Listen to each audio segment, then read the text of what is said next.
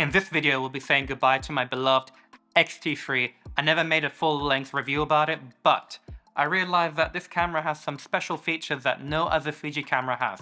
Let's get into it. For the points that I'm about to go over, timestamps down below if you wish. Quick backstory, I actually got this camera on finance during a time where perhaps I wasn't so financially stable. So it was kind of a weird time where it felt like things were heading in the right direction. Now, I'm not saying go out there and splurge on a camera if you can't financially afford it. By no means, this was more of a necessity. My X-T2 broke and I just had to buy a new Fuji camera because that's what I was used to at the time. But when I got this camera, it had all these amazing features that no other camera for its price point had, and it allowed me to grow, try new things, experiment, and really explore new ways of shooting. So I've developed a lot of fond memories with this camera, and I'm really sad to let it go. If you're a long-term viewer of this channel, you probably realize that this camera has been with me throughout everything that I've been doing. Weddings, corporate, YouTube, you name it, I've been using this little boy. And I've now replaced it with the XH2S, and I have two of them, and I haven't been using this for about almost a year now. I don't really use this camera anymore, not because it's not capable, it very much still is capable. If I was to put the images in Lightroom and edit them mixed with the XH2S, I probably couldn't tell the difference. There's only like a 5–10% difference in terms of image quality from the sensor, but it's the main reason why I'm moving on is due to the battery. The battery is different to the new Fuji cameras that I have, and from a workflow and operational point of view, while I'm shooting with my partner, it's going to be a headache having to have two types of batteries to kind of switch between, especially since the new battery is a lot better. If you only had 90 seconds to watch this video, the main feature that I would use to describe this camera is reliability. It is absolutely reliable. You wouldn't notice that upon release. However, over years of using this camera, I can say that I've never seen it overheat, except in one circumstance, and that was shooting 4K 60 or 50 in an extreme environment. However, using it in 4K 24 or 25, depending where you're from, it actually has never heated once. I will put this on with a power bank, recording a long conference or keynote presentation, and it never overheats. And I think that's absolutely crazy for the output it performs.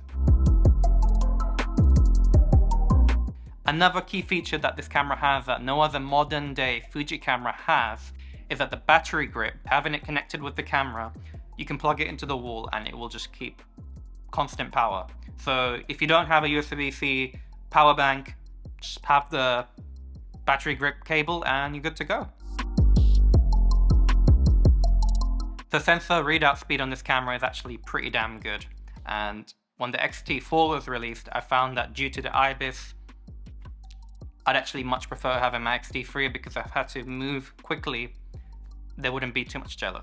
The buffer on this camera is quite ridiculous. So if you were to have a V90 SD card, you can spray and pray quite comfortably. Not as much as the new XH2 or XH2S with the CF Express cards, but considering it's a 26 megapixel sensor, you can shoot and spray and pray to your heart's desire. Within reason, don't go too crazy. It will need a little bit of time to buffer, but not like the X-T5.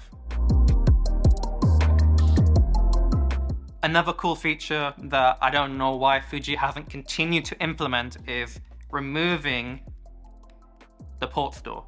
I now have access to all the ports that I need, and I'm not having any flaps getting in the way of cables or just getting annoying. You could literally rig this up into a cinema setup, and yeah, it's just very clean, very flush. There was a few jobs where I just kept the door off the whole time, and I was switching between cameras and setups, and it literally felt like this was just a brain, which proves how versatile it is. But yeah, it was just really weird when Fuji allowed you to remove door on the memory cards, when if you're going to be shooting for a long period of time, you'd probably, yeah, just, I don't know man, it's just silly. Full customization of all the buttons. The freaking XS20, I refuse to buy it purely because I can't make the command dial at the front or back as an ISO dial. I don't know what Fuji's thinking, but if I'm used to shooting a particular way on one Fuji camera, and another Fuji camera has the same sensor, and I want to pick it up and shoot in the same configuration, I can't. So now my workflow, my muscle memory is completely ruined. So with that, if you're coming from another camera or another Fuji camera, you can make this feel at home. You won't be like trying to change the shutter speed and then go, oh, actually, why is it not working? Oh yeah, it's a new camera, oh no. You can make this work for you. Another cool feature that I found is really useful that I can't do on my X-H2S is that if I'm shooting video, for example, and the autofocus is just in a complicated situation and I just want to switch to manual, I just go flick and that's it. And I can use the back button focus to acquire the focus that I need and just hold it there. You can't do that while shooting video on the X-H2S because it's you have to push the button.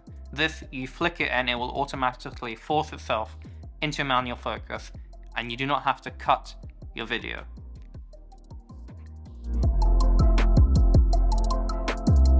This was once Fujifilm's top of the line camera. This was it.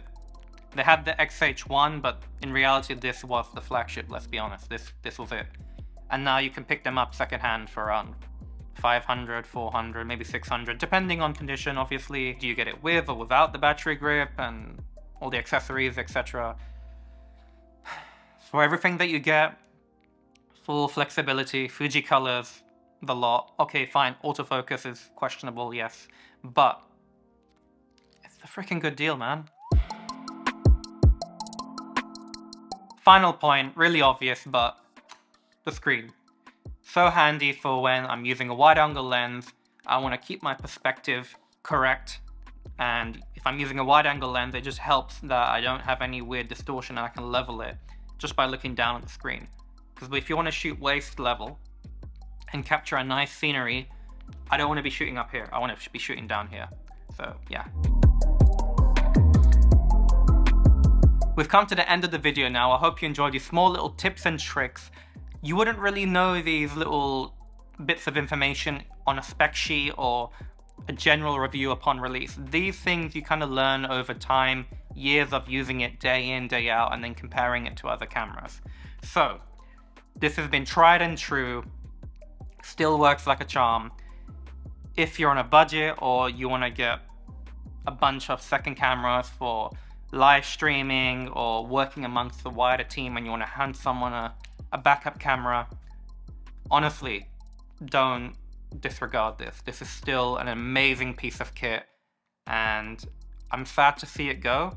I'll be getting the X-T3 to kind of keep those fond memories going, and just because, yeah man, it's just nostalgia. It's not a logical decision.